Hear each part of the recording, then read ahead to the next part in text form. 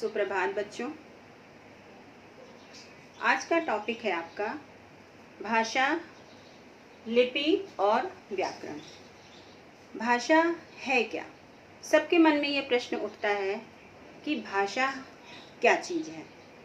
भाषा हमारे मानव मनुष्य जीवन के लिए सर्वाधिक महत्वपूर्ण है, इसलिए क्योंकि भाषा के द्वारा ही हम जो कुछ भी बोलते हैं, जो कुछ भी लिखते हैं या जो कुछ भी समझते हैं, उन्हें हम दूसरों तक पहुंचाते हैं। मनुष्य प्राणी मात्र के लिए भाषा बहुत ज़रूरी होती है। भाषा एक तरह की ध्वनि होती है। उस ध्वनि को हम आ, उ, करके भी हम प्रकट कर सकते हैं और पशु पक्षी प्राणी सभी अपनी अपनी एक ध्वनि निकालते हैं, तो जिसके द्वारा हमें ये पता चल जाता है। जैसे शेर है, दहाड़ने की ध्वनि निकालता है।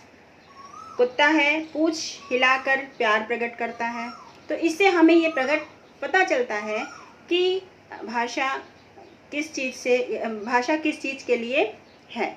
तो जब हम अपने द्वारा जो कुछ भी कहते हैं, हम आप तक पहुंचाते हैं, आप हमारी बात को समझते हैं, और उस समझने में आप अपने विचार जब प्रकट करते हैं तो हमारे आपस में विचारों का आदान प्रदान होता है और उसे हम भाषा कहते हैं। तो भाषा क्या है?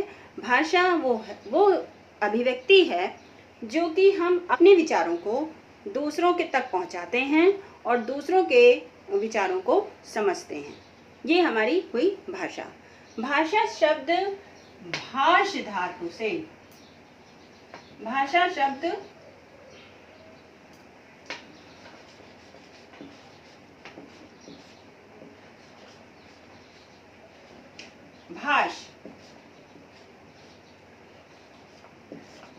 भाष धातु से बना हुआ है।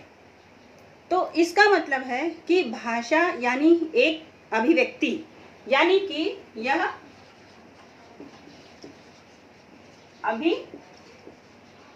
अभिव्यक्ति। अब आता है कि जब हम भाषा के द्वारा अपने विचारों का आदान प्रदान करते हैं तो उसे हम किस प्रकार से करते हैं। तो हमारे भाषा के कई रूप हो सकते हैं। जैसे कि भाषा के दो रूप होते हैं, मुख्य रूप से दो रूप माने गए हैं। एक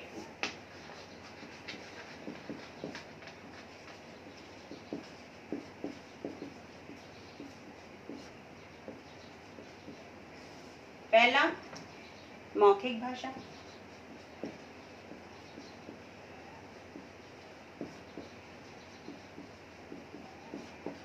मौखिक भाषा क्या है? मौखिक भाषा जब हम कोई भी भाषा को बोलकर प्रकट करते हैं। जब समाचार आता है न्यूज़ में, टेलीविज़न में और उसमें दूरदर्शन में और रेडियो पर जब हम समाचार सुनते हैं तो उसको हम भाषा कहते हैं, उसको हम मौखिक भाषा कहते हैं। बोलकर हम अपने विचारों को प्रकट करते हैं, दूसरों तक पहुंचाते हैं और दूसरों से अपने विचारों को लेते हैं। मौखिक भाषा का कहीं प्रमाण नहीं होता क्योंकि वो लिखित रूप से नहीं होती। पुराने समय में ऋषि मुनि लोग छात्रों को जब कंठस्थ कराते थे, यानी कि याद कराते थे, तो वो मौखिक भाषा का प्रयोग ज़्यादा करते थे। लेकिन उसके बाद धीरे धीरे व्यवहार में आती है हमारे लिखित भाषा।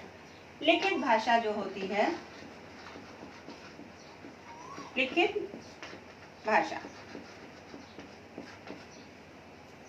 भाषा जब हम अपनी भाषा को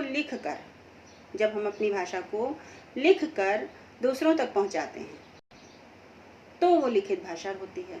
और इस लिखित भाषा का प्रमाण होता है। हमारे देश के जितने भी ग्रंथ हैं, धर्म ग्रंथ हैं, वो लिखित भाषा के ही रूप हैं। रामायण है, महाभारत है, कुरान है, ये सब हमारा लिखित भाषा का ही रूप है। दूसरे, लिखकर पत्र लिखना, किसी को समाचार पत्र पढ़ना, ये सब भी लिखित भाषा का ही रूप होता है। उसमें से एक भाषा का रूप और सामने आता है, सांकेतिक भाषा। कभी कभी हम सड़कों पर चलते हुए देखते हैं कि ट्रैफिक पुलिस हाथ के इशारे से चौराहों पर रोक देता है, या हम उनके इशारे से हम खुद ब खुद रुक जाते हैं। तो हमें ये समझ में आता है कि ये सांकेतिक भाषा है। वो संकेत के द्वारा, इशारे के द्वारा हमको रोक देते हैं और हम रुक जाते हैं। तो एक भाषा का रूप, तीसरा रूप होता है सांकेतिक भाषा। सांकेतिक भाषा साधारण जन सामान्य में प्रयोग नहीं होती, साधारण लोगों के लिए वो प्रयोग नहीं होती। ज़्यादातर गूंगे और बहरे लोग सांकेतिक भाषा का प्रयोग करते हैं।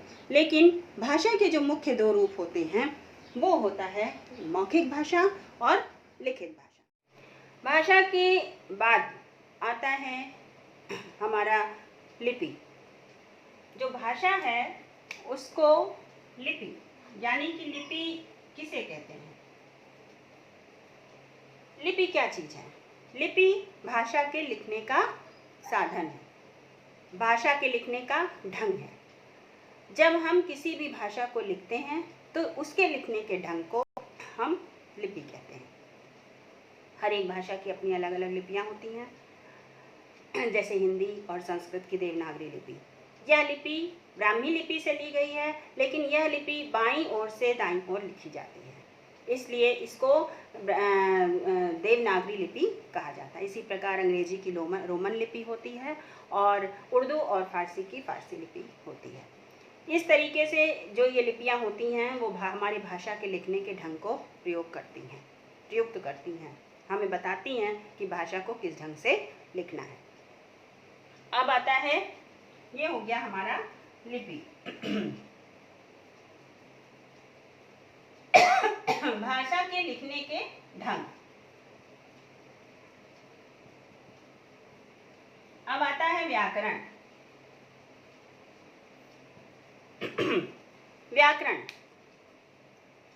व्याकरण वह शास्त्र है जो कि हमें भाषा को भाषा को अच्छी तरीके से, किसी भी भाषा को अच्छे से बोलना, पढ़ना और लिखना समझाता है। भाषा के किसी भाषा को, चाहे वो हिंदी हो, चाहे वो संस्कृत हो, चाहे वो उर्दू हो, चाहे वो इंग्लिश हो, किसी भी भाषा को जानने के लिए जब तक हम उसके व्याकरण को नहीं जानते तब तक हम उस भाषा को शुद्ध रूप से ना बोल सकते हैं, ना लिख सकते हैं और ना ही हम उसको समझ सकते हैं। जब हम उसकी भाषा को अच्छी तरीके से, उसके व्याकरण को जान लेते हैं, किसी भी भाषा के व्याकरण को जब हम अच्छी तरीके से जान लेते हैं तभी समझ में आता है कि ये भाषा हम बोल भी सकते हैं, लिख भी सकते हैं और पूरे आत्मविश्वास के साथ हम उस भाषा को समझ सकते हैं। व्याकरण वह शास्त्र है जो किसी भी भाषा को पूर्ण रूप से पढ़ना, लिखना, बोलना और समझना सिखाता है। अब व्याकरण के 3 अंग आते हैं। पहला अंग होता है वर्ण विचार।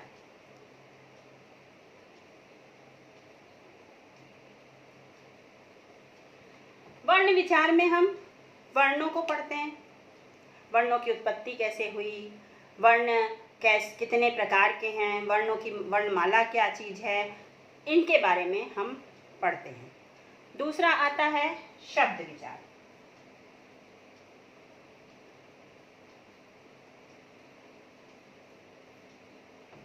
शब्द विचार में शब्दों की उत्पत्ति, शब्दों के भेद, शब्द कहाँ से निकले, शब्द किस अर्थ वाले हैं, सार्थक हैं या निरर्थक हैं, तत्सम, तद्भव और उनका प्रयोग किस तरीके से किया जाता है, शब्द विचार में हम वो पढ़ते हैं। तीसरा आता है वाक्य विचार।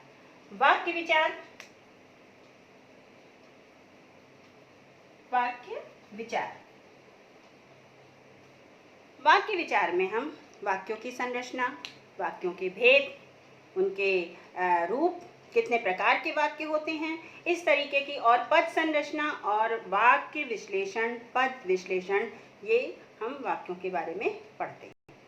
तो ये हुआ हमारा व्याकरण, और इन्हीं व्याकरण में हम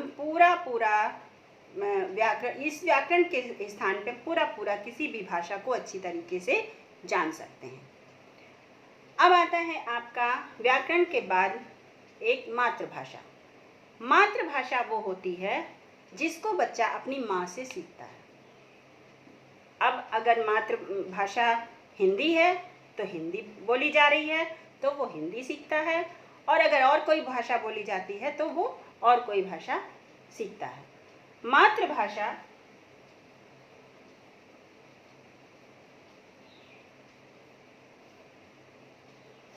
हिंदी, और हिंदी को ही राजभाषा का भी दर्जा दिया गया है। 22 भाषाओं में हिंदी को राजभाषा के रूप में स्वीकार किया गया है और हिंदी का पूरे विश्व में तीसरा स्थान है। 14 सितंबर 1949 को हिंदी भाषा को राजभाषा का दर्जा दिया गया। इसके बाद आता है हमारा बोली। बोली भाषा की तरह बहुत ज़्यादा विस्तृत नहीं होती। बोली का क्षेत्र सीमित होता है। बोली किसी छोटे से प्रांत में हो सकती है, छोटी सी जगहों में हो सकती है, और जैसे जैसे हम आगे बढ़ते जाते हैं बोली का रूप उतना ही बदलता चला जाता है। कहावत एक कही जाती है कि कोस कोस पे पानी बदले, 4 कोस पे पानी बदले, कोस कोस पे बानी। तो इस तरीके से पानी और वाणी दोनों ही हमारे बदलते रहते हैं। बोली का रूप जो है वो बहुत सीमित होता है, बहुत छोटा सा होता है, जिसकी वजह से हम बोली को एक छोटे से प्रांत के रूप में कर सकते हैं, उसका प्रयोग कर सकते हैं। जैसे कि अवध में बोली जाने वाली, भोजपुरी बिहार में बोली जाने वाली। तो ये छोटी से छोटे प्रांतों में बोली जाने वाली जो भाषाएं होती हैं वो अवधी होती हैं। हरियाणवी, अवधी, मैथिली आदि जितनी भी बोलियां होती हैं उनका रूप बहुत ही ज़्यादा सीमित होता है।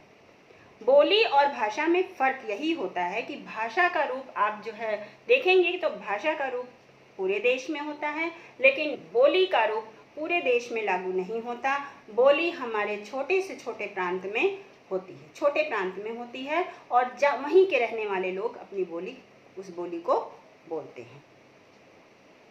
इस तरीके से बच्चों आज हमने आपको भाषा के रूप, लिपि, व्याकरण और बोली के बारे में बताया।